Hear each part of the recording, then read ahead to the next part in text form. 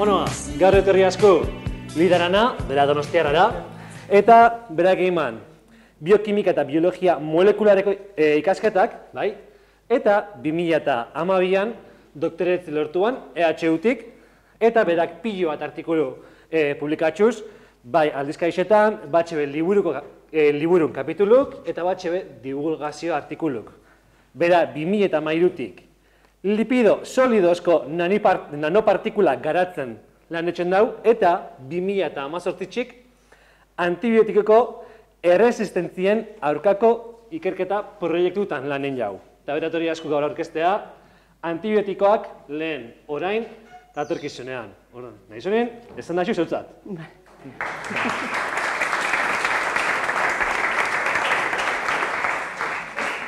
Eskerrik asko antolatzaile, egia esan deia jaso nunen ez duen ezagutzen esan barra dakat, aitortu barra dakat zuen elkartea, eta oin badakitela zertxo bai gehiago, oso pozik nago hemen egoteko aukera eman diazulako, eseke, mila esker.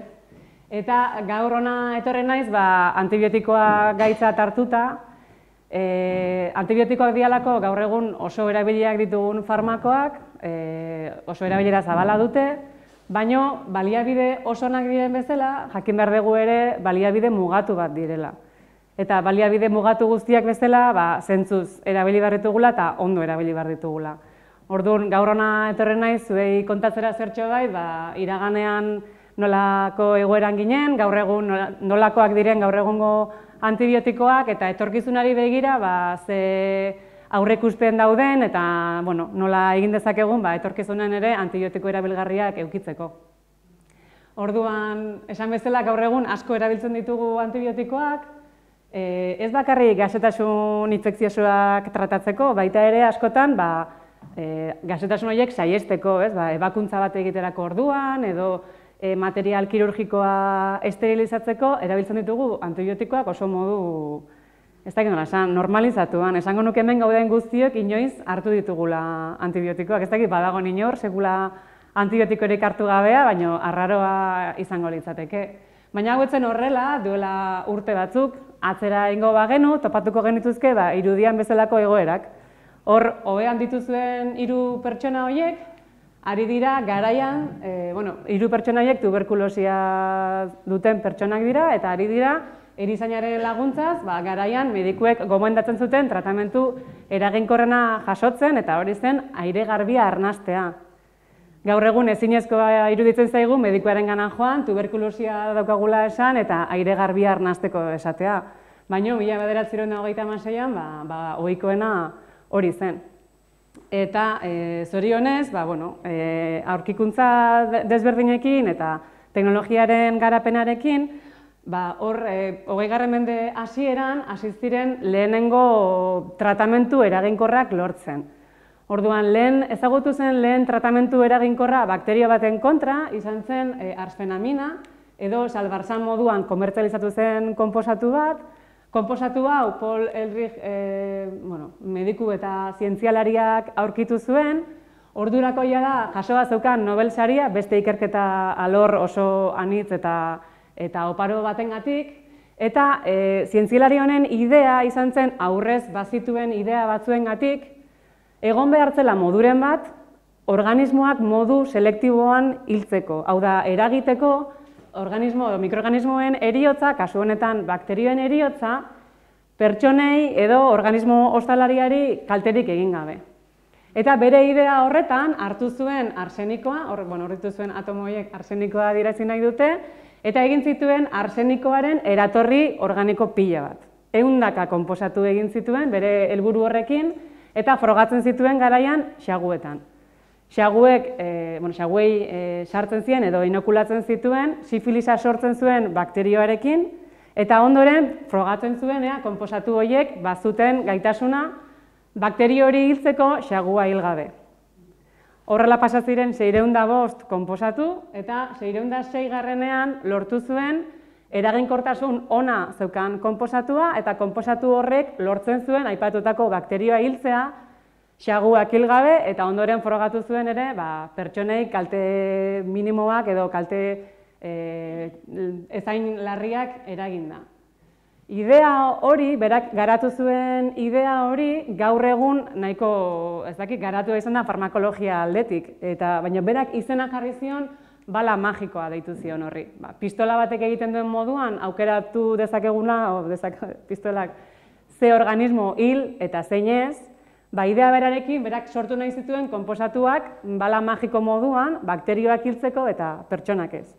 Eta esan bezala, idea hori oso iraultza sakona sortu zuen bai ikerketan eta bai medikuntzan, eta hain izan zen eraldatzailea bere mentalidadea eta berak sortutako sifilisaren aurkako tratamendua, pelikula bat ere egin zutela bere biografiarekin. Ez dut pelikula ikusi, ez dakit ona den, baina bai kontatzen da bertan pertsona honen historia eta berak egindako hainbat lan ez bakarrik sifilisaren kontrako tratamentuan, aldez aurretik ere lan asko egin zeukan immunologiako gaietan, eta esan du bezala, Nobel saria ere jaso zuen.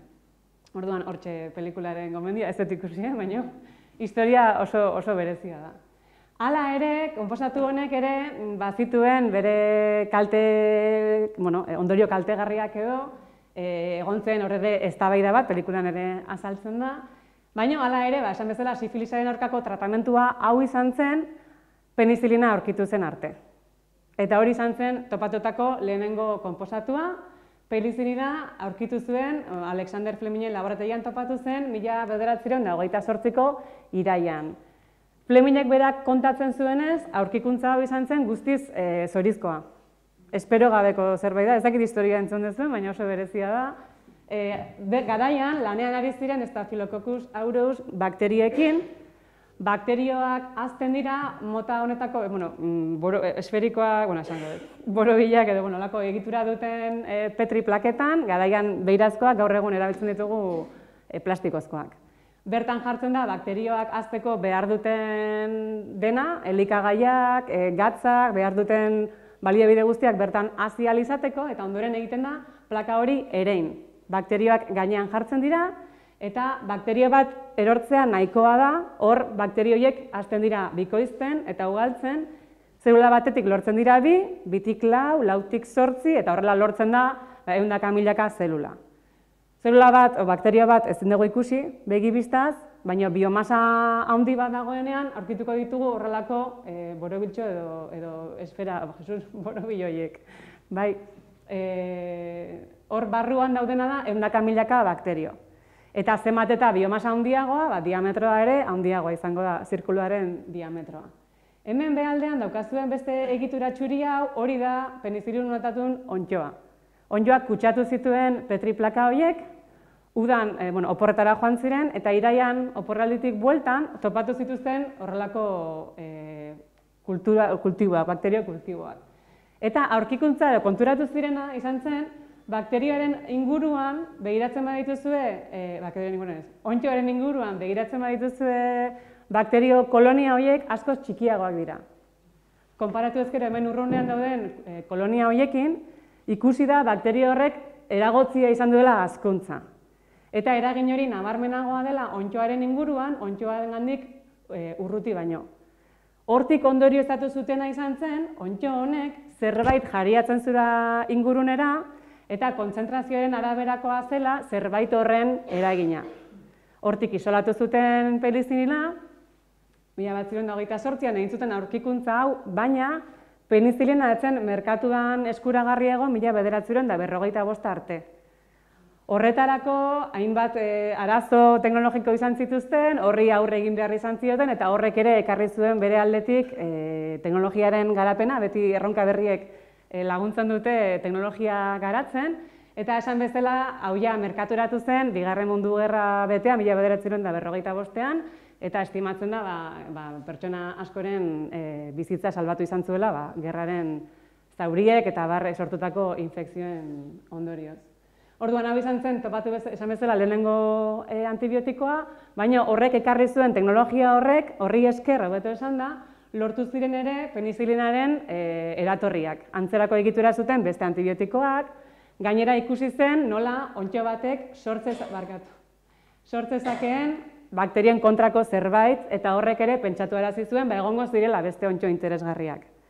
Orduan, idea horri jarraiki, topatu ditugu hainbat antibiotiko, hainbat konposatu bakterioen hazkuntza eragozten dutenak, gehiengo bat mikroorganismoetatik lortutako konposatuak dira, eta gutxiengo bat da laborategi batean artifizialki sintetizatutako konposatu horiek. Orduan, esan bezala, gaur egun antibiotiko ugari ditugu, egitura desberdinak eta funtzio desberdinak dituztenak. Denek zer dute amankomunean? Antibiotiko bat zer da azken finean? Bakterio baten bizi funtzioren bat eragozten duen konposatu bat. Eta zeintzu dira bizi funtzioak? Bakterionak eta gureak berdinak dira. Bizirik dagoen zerbaitek izan behar du gaitasuna, ugaltzeko, elikatzeko eta ingurunera egokitzeko. Hori bizidun guztiek daukagu amankomunean. Orduan, bakterioak esan bezala ugaltzen dira, ugalketa sexualaren bidez, zatitu egiten dira, eta sortzen diren bi zelula horiek izango dira ama zelularen berdinak. Hori izango da bakterio baten zatiketa, eta hori horrela izan dadin, informazio genetiko hori bikoiztu egin behar da. Ondorengo belaunaldiak jaso dezaten informazio genetiko hori. Elikatzearen inguruan, metabolismoan, bai bakterioetan eta bai gugan, garrantzia handia dute entzimek. Pentsatzen dut entzun dezuela inoiz, entzima bat proteina bat da, eta entzimak dauka, ezin eta aktibatu, berdin du. Entzimak dute, daukazue ematea, mesedez, honi, hemen, klikatu dezakezu hemen gainea, mesedez. Entzima batek egiten duena da erreakzio bat azkartu. Eta horretarako ezinbestekoa da bere egitura zehatza izatea. Dana dalako molekula batu egingo da entzimara, elkarrekintza zehatz batzuen bidez, eta horri esker ematen da katalizia, eta horri esker daukagu guk metabolismoa. Beraz, hau gero azalduko detelako garrantzitsua da entzimaren egitura eta molekularen egitura aipatutako funtzioari betetzeko eta elikatu ahal izateko. Eta azkenik aipatuko dut ere egokitzeko ezinbestekoa daukatela bakterioek, guk daukaguna da zeluletan mintz zelularra, eta horrek bereizten gaitu ingurunetik. Horrek esaten du zer dagoen ingurunean eta zer dagoen zelula batean. Bakterioen kasuan mintzaz gain badute ere pareta zelularra. Horrek ematen die egitura, horrek ematen die babesa, baina horrek ere izan behar du modua ingurunean gertatzen ari den horri erantzun ahal izateko. Jakiteko elikagaiak dauden, ez dauden, nolako ingurunean gauden, beraz, zurruna da, eman behar dio egitura, baina baita ere izan behar da gai elkartruke bat egoteko, ingurunearekin eta ingurunera moldatzeko. Orduan, hau kontutan izan da, antibiotikoen funtzioak sailka ditzakegu eragozten duten funtzioaren arabera. Eskema honetan, hemen morez daukagun hau litzateke pareta zelularra. Horrek biltzen du bakterioa eta horrek ematen dio esandako zurruntasuna eta moldatzeko gaitasuna. Penizilinak egiten duena da pareta zelularraren ekoizpena eragotzi.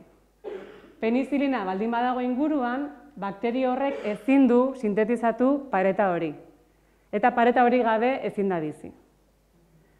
Beste antibiotiko batzuk egiten dutena da informazio genetikoa, DNA molekulan dauten informazio genetiko horren bikoizketa eragotzi. Antibiotiko hauek ez dute uzten DNA molekula horren bikoizketa, eta ondorioz ezpada bikoizten, zelula ezin da zatitu, eta zelula horiek ezin dute ondorengo zelularik sortu. Beste antibiotiko batzuk lotuta datoz elikatze funtzio horrekin. Eragozten dute elikagaiak zelulara sartzea, eta baita ere eragozten dute entzimen funtzioa. Beraz, bakterio horiek ezin dira elikatu, ezin dute materia eta energia lortu, eta ezin dute biziraun. Eta badaude beste antibiotiko batzuk eragozten dutena DNA-an kodetzen den informazio horren adierazpena. Hau da, DNA molekula batean gordetzen den informazioa erabili proteina bat sintetizatzeko. Gure zeluletan proteinak sortzen ditugu informazio genetikoak esaten duen sekuentzia berdinarekin. Eta hori gertatu dadin, hau da, DNA-an dagoen informazioa iritsi dadin proteinak sintetizatzera makineria molekular zabal badago. Eta badaude antibiotiko asko makineria guzti hori blokeatzen dutenak edo inhibitzen dutenak.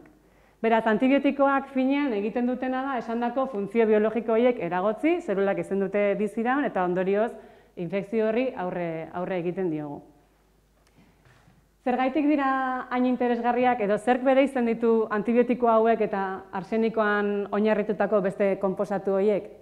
Hemen jarri dizkizuet, hau da berriz ere bakterio bat, bakterio zelula bat, orokorrean bakterio zelula baten egitura, eta hemen daukazue gure gorputzeko zelulen egitura. Ez nahi sartuko xehetasunetan, baina oso desberdinak gera.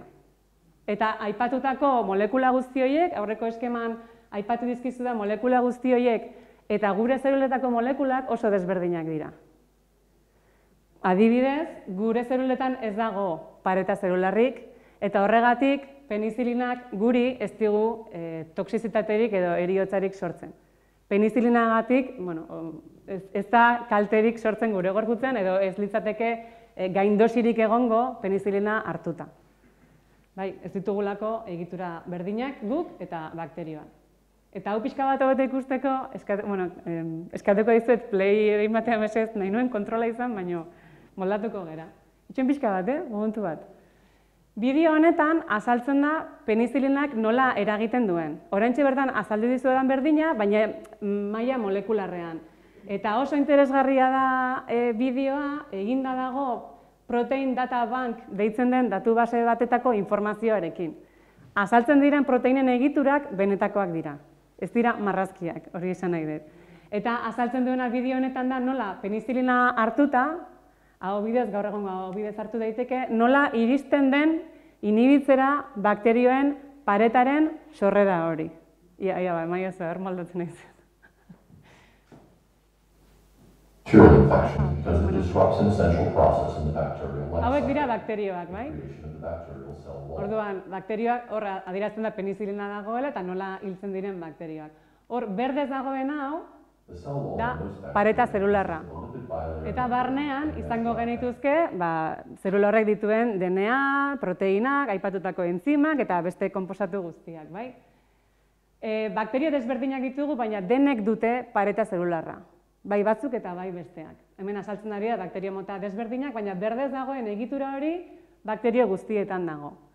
Eta kontua da pareta zelularraren funtzio oso garrantzitsua dela, eutsi egiten dio zelularen egiturari.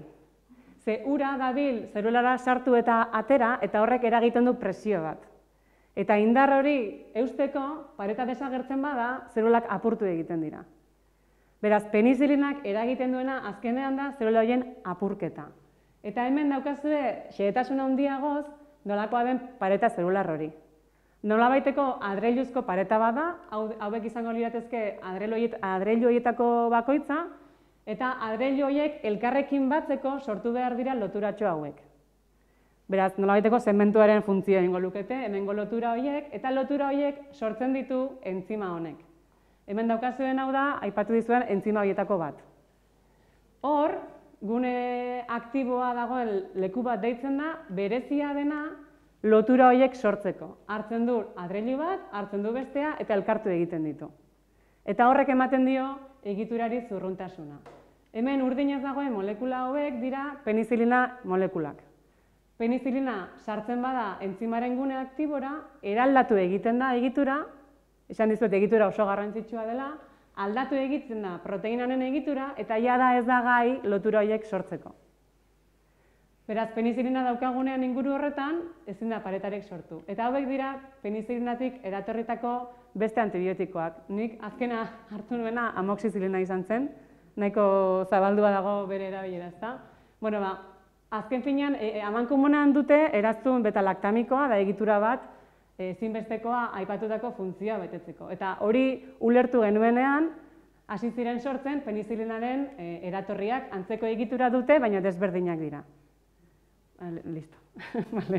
Ez dakite garbi ikusi den, baina hori erakutsi nahi nizen nola penizilinak eragozten duen lotura horien sorrera eta horrek eragozten duen azkenean zelularen egitura mantentzea eta horrek hilarazten ditu bakteriak oso modu espezifikoan, guri ez digu eraginek sortzen. Zer da kontua? Antibiotiko hauek, esan bezala, mikroorganismoek sortzen dituzte. Eta sorrera hau lotuta dago asko elkarren arteko lehiarekin, eta lehia guztietan bezala, norbaitek arma bat sortzen duenean, beste batek sortzen du horri erantzuteko moduko beste bat.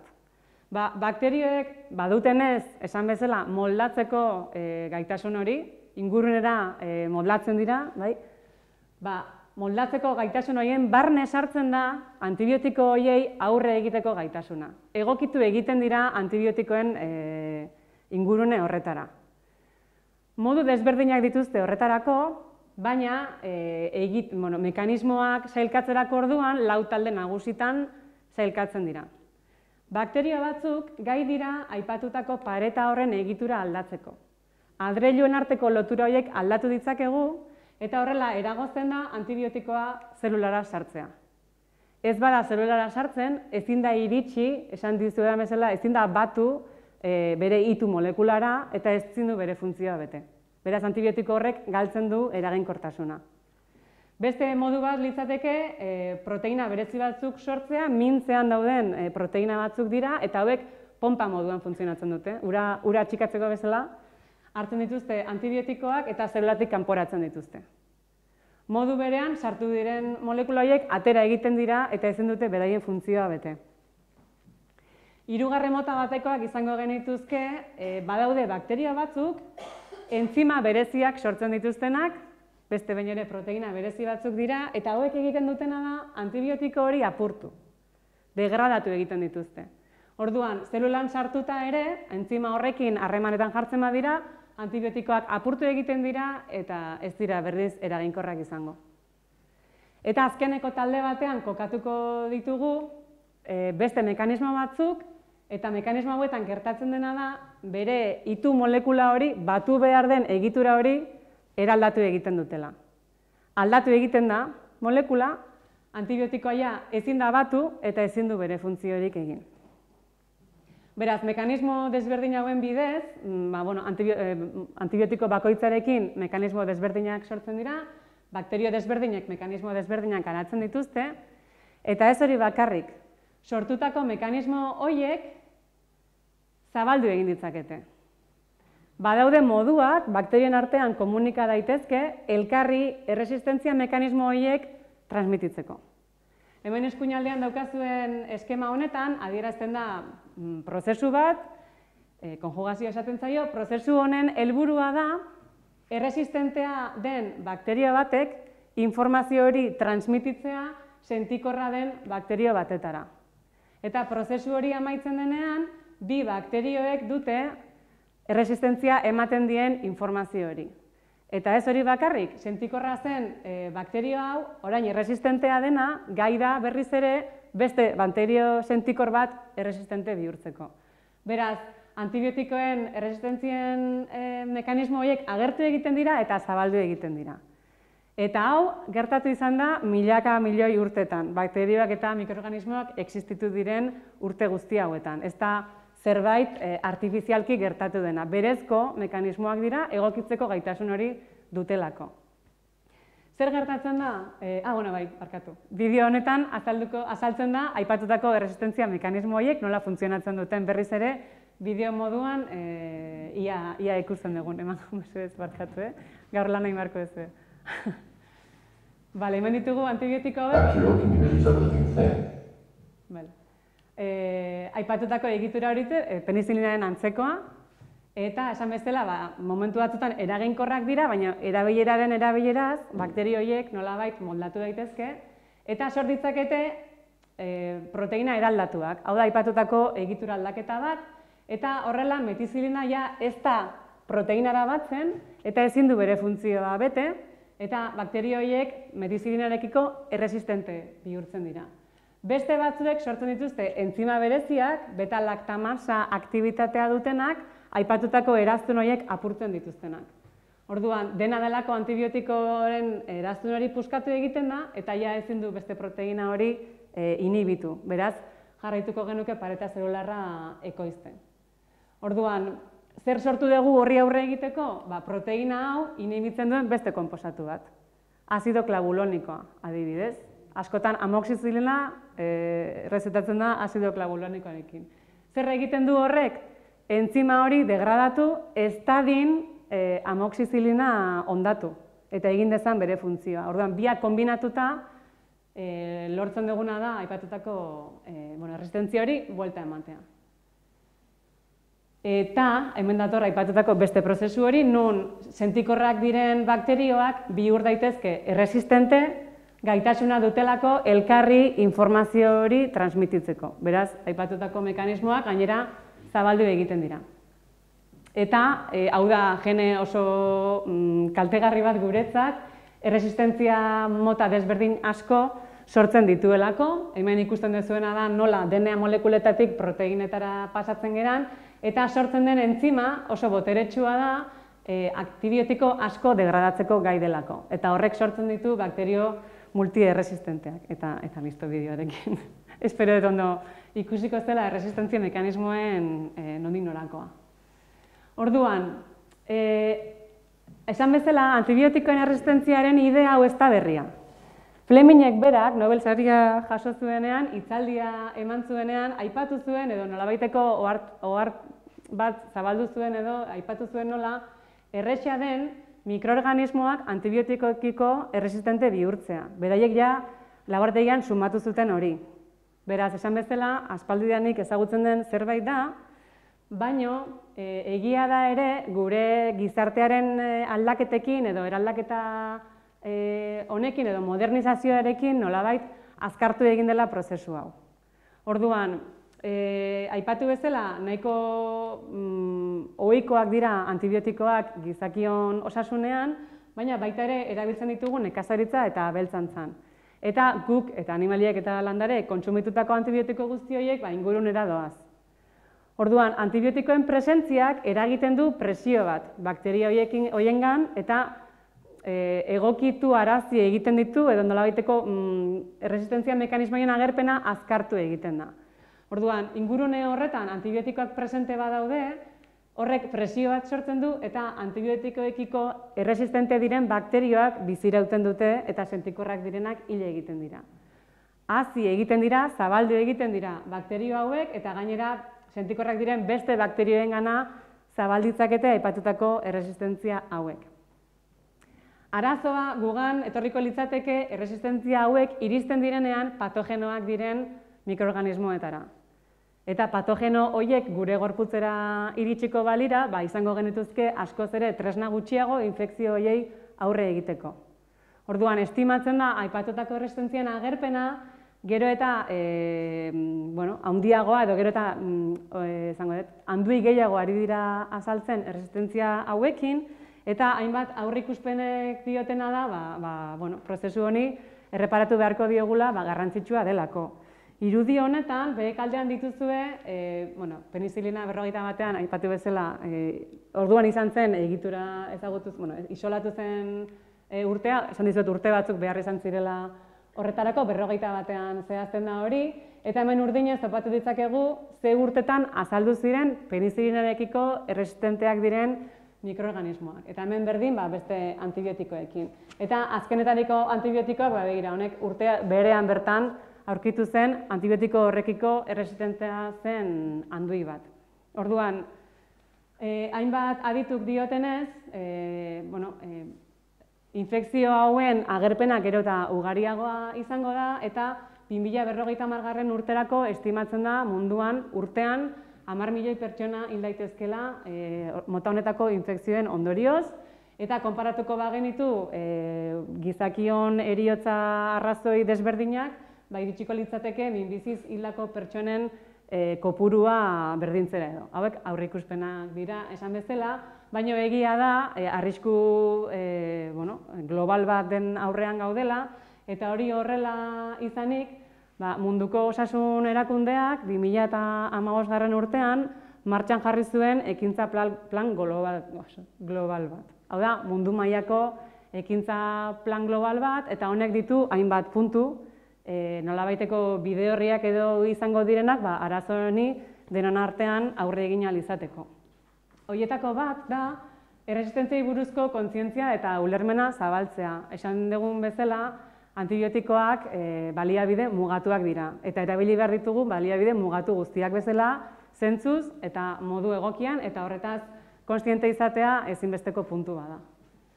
Baita ere zehaztu zen antibiotikoen erabileraren monitorizazioa eta ikerketa indartu behartzela. Hau da, nun ari gera antibiotikoak erabiltzen, zeintzuk dira ingurunera iristen diren antibiotiko horiek, zenbat, ze kontzentrazioetan, eta bar. Hori dena monitorizatu egin behar da, informazio hori eskuragarri izateko eta jakiteko ere mundu mailan zeintzuk diren, azaltzen ari diren mikroorganismo erresistente berri horiek. Baita ere, ezinbestekoa izango da antibiotikoen erabilera optimizatzea.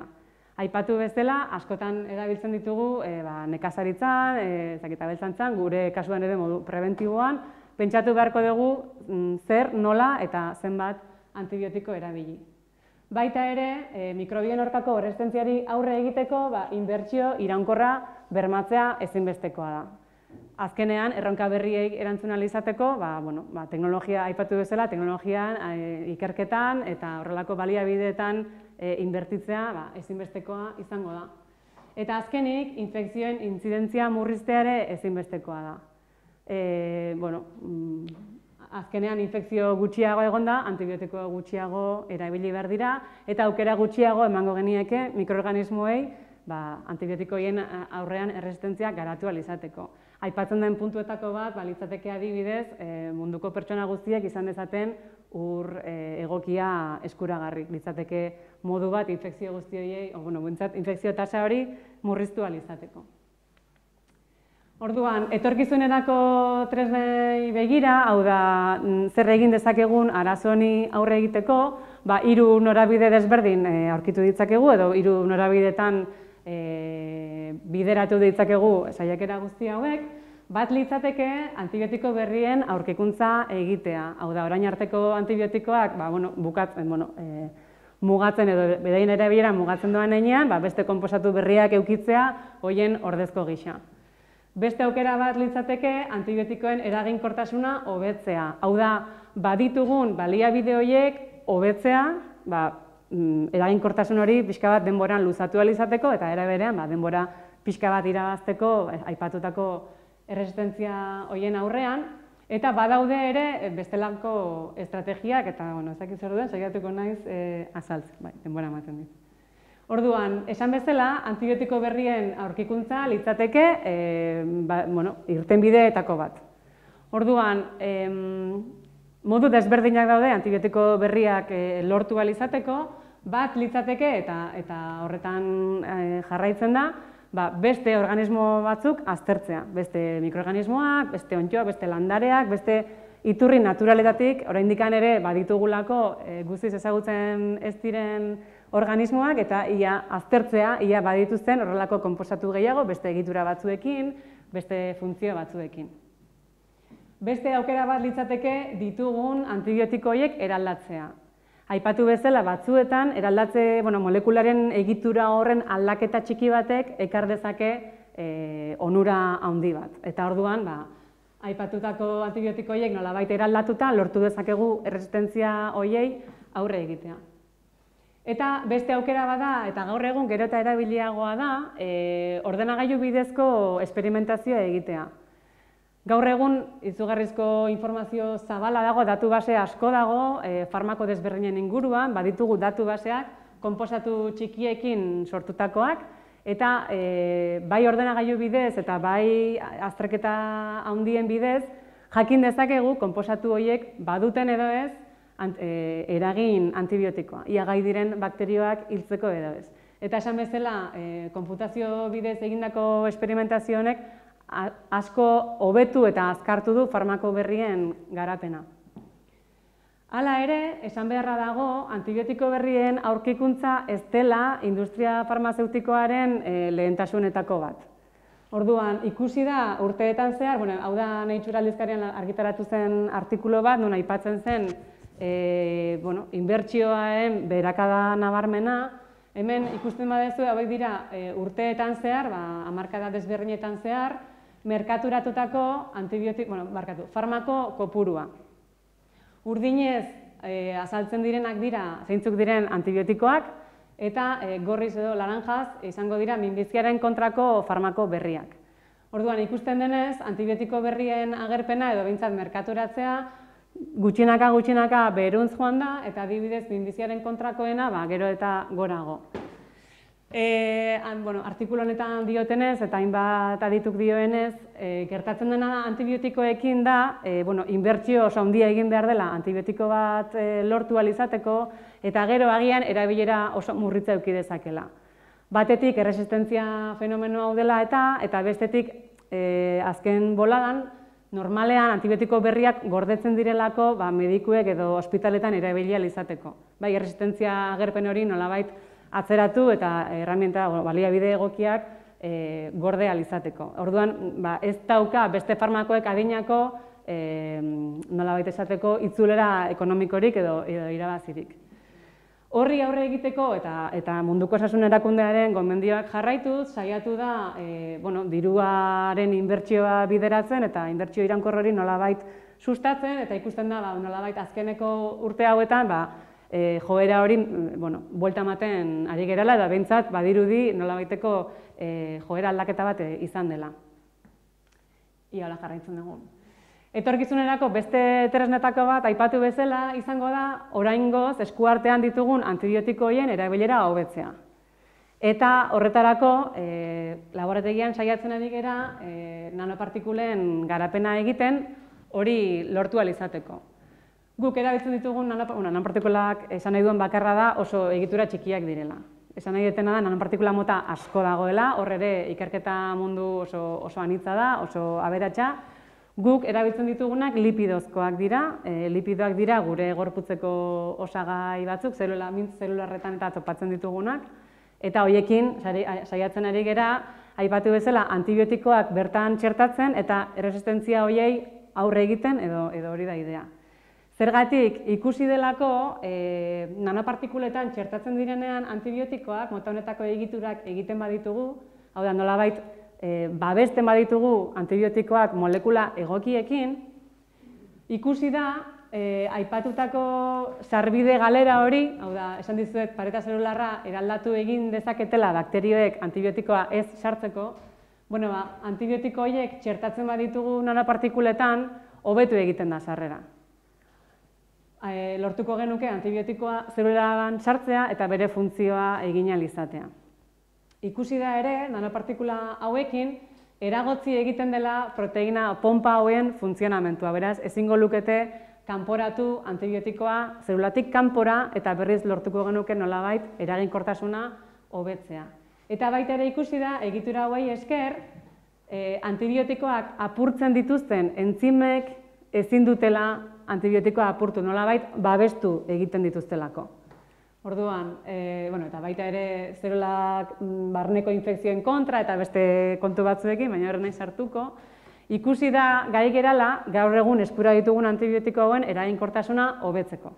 Horrek ere izango du muga bat, seguro iritsiko dela momentu bat, bakterioek berriro egokituko diren, baina bai ematen digula denboratxo bat, agian beste mekanismo edo beste baliabide batzuk lortu ahal izateko. Eta horiek, eta baita ere gabiltza beste idea batekin lanean, eta da, aipatu dizuedan konjugazio prozesu hori nun sentikorra den bakterio bat prozesuaren amaieran erresistente bihurtzen den, baita ere saiatzen ari gera nanopartikulei esker prozesu hori eragozten. Orduan nahiko genuke nanopartikuletan txertatu alde batetik antibiotikoa, eta bestetik prozesu hau eragotziko lukeen molekula. Eta modu honetan, erresistentziei aurre egiteaz gain, eragotziko genuke ere erresistentzia horien zabalketa, edo hori litzateke idea. Eta orain bai, azkenik, aipatuko dizkizuet bestelako beste estrategia batzuk, azken urteetan garatzen ari direnak, eta nolabait ekarriko liguke alternatiba bat antibiotiko molekula batekiko. Hau da, estrategia hauek ez dira aipatutako funtzioien eragozteko molekulak, baizik eta beste idea edo beste farmako mota batzuk izango liratezke. Horietako batzuk izango dira, edo ari dira egiten, antigorputzak. Pentsatzen dut, orain COVID garaian, antigorputzitza asko zabaldu dela erabili, pasata COVID da, baina asko zabaldu da hitz honen erabilera, beraz ez nahi sarteko asko azaltzera, baina antigorputz horiek ere egin dezakete lan oso interesgarria bakterioen aurka. Antigorputzak batu egiten dira bakterioetara, eragotzi egiten dute bakterioen mugimendua eta aktibatzen dute gure sistema immunea. Eta modu honetan aurre egingo genioke modu azkarrago batean infekzioari. Idea berdinarekin jarraituz, posible da ere edo ari dira garatzen txertoak antigorputz horiek gure gorputzak sortu eta modu berean bakterioen infekzioei aurre egin ahal izateko. Eta beste estrategia posible bat, baita ere, nolabait gure gorputza prestatzeko infekzioen aurrean, litzateke probiotikoak erabiltzea edo nolabait gure gorputzeko berezkoa daukagun mikrobioma hori, hau da, guretzat onuragarriak diren bakterio horien hazkuntza eta egoera egonkortzea eta hobetzea, zailagoa izan dadin patogeno batentzat edo kanpotik datorren bakterio batentzat gure gorputza infektatzea edo kolonizatzea. Beraz, zentzu horretan ere lan handia egiten ari da. Eta azkenik, ez dakit entzun duzuen inoiz bakteriofagoei buruz, badaude virus batzuk zehazki edo espezifikoki bakterioei erasotzen dienak. Hau da, guri ez digute erasotzen, espezifikoak dira bakterien kontrakoak. Hortik dator izena, bakteriofago izena, eta virus horiek egiten dutena da, zehazki batzen dira bakterioen egitura batzuetara, proteina batzuetara, infektatzen dituzte bakterio zelulak, eta virus hori erreplikatzen edo ugaltzen den enean, ugaltzen den horretan zikloaren amaieran, zelulak apurtu egiten dituzte. Beraz, bakterioak hil egiten dituzte. Eta badaude ere, zentzu horretan, lan asko bakteriofagoen garapena egin nahian, aipatutako infekzio horien kontra. Eta ez dakit notizietan, saiatu naiz notiziak bilatzen edo berriak bilatzen honen inguruan, eta topatu ditut batzuk, kasu batzuk, ez dut jarri azkenen. Topatu ditut, kasu batzuk, nun pertsona batzuk tratatuak izan diren bakteriofagoekin, ez zutelako beste modurik edo eskuragarri genituen antibiotikoak ez zirelako eraginkorrak infekzioien aurrean. Eta lortu dute pertsona hauen infekzioa tratatzea virus horiek erabilita. Eta orain bai, besterik ez, eskerrik asko.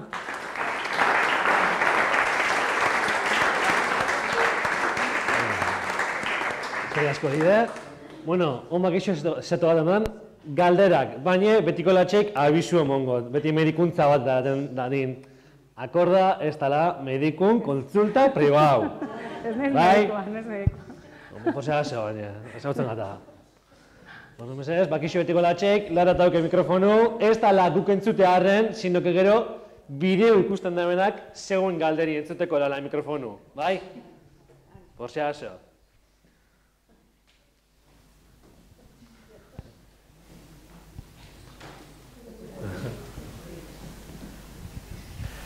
No txagal galderi, nire espanen gaten. Venga. Enge gora virusak eta bakteriok. Ni beti agatu di, zer desberdin txetxuz benetan, virusak eta bakteriok? Virusak ez daudela bizirik. Hasi me gusta. Bai, hori ez dut aipatu egia da, bai. Bakterioen bizi funtzioak eragozten dituztela esan detenean, hori gertatu izateko bizirik egon behar da. Virus bat ez da gai bere kabuz ugaltzeko. Egia da, zelula ostalari batekin gai direla, baina ez da sartzen bizidun baten definizioan. Eta gainera, ez dut virusik jarri, baina honek balioko dit, barkatu, ona. Virus batek soilik dauka proteina egitura bat, eta barnean izaten dutena da informazio genetikoa, ez dauka besterik. Horrek esan nahi duena da, antibiotikoek eragiten duten makinaria hori ez dutela.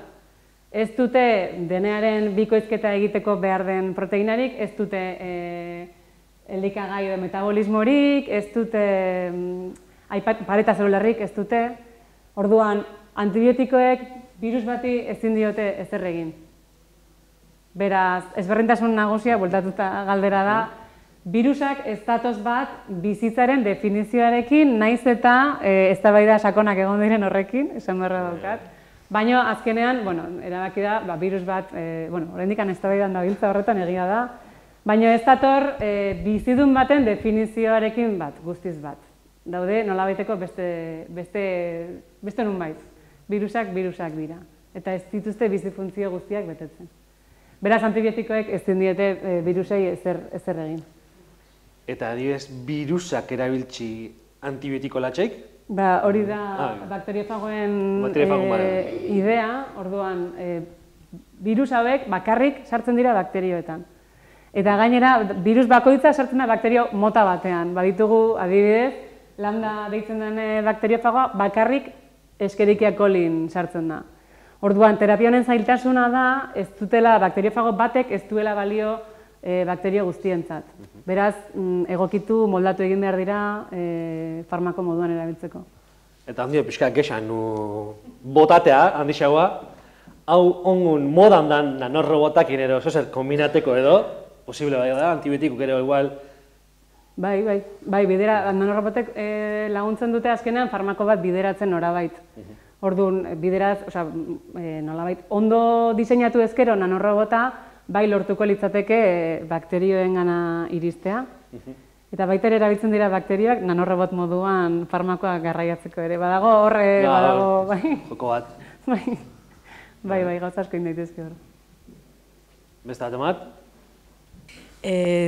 Ondala, izango hori, 21 urte, zeo segexa, nik ikerketan etxen dute biharra, eta tokagaztan patente batzuk aztertzi, testaiz, eta isu zen terapia personalizaun bidetik.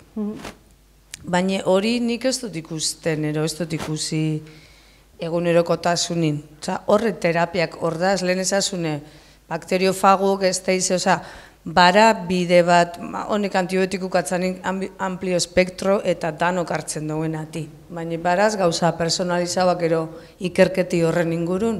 Eskerrik asko. Bai, bakteriofagoen kasuan, bai egin izan da olako garapen bat, da pertsona batek dauka patogenoa den zerbait, eta horrekiko kontra egiteko espezifikoki personalizatu bakteriofagoen garapen hori.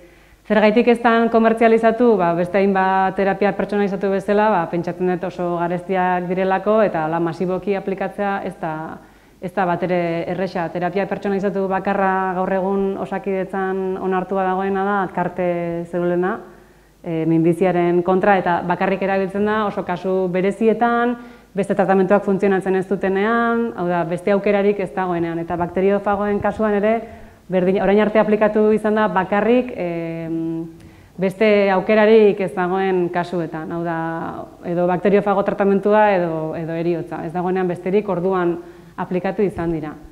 Baina, egia da, etorkizunari begira, izan daitekeela aukeretako bat. Oraingoz gaur egun behintzat, Europar Batasunean edo Estatu Batuetan edo ez dago onartua, baina tresna horiek hor egon badaude.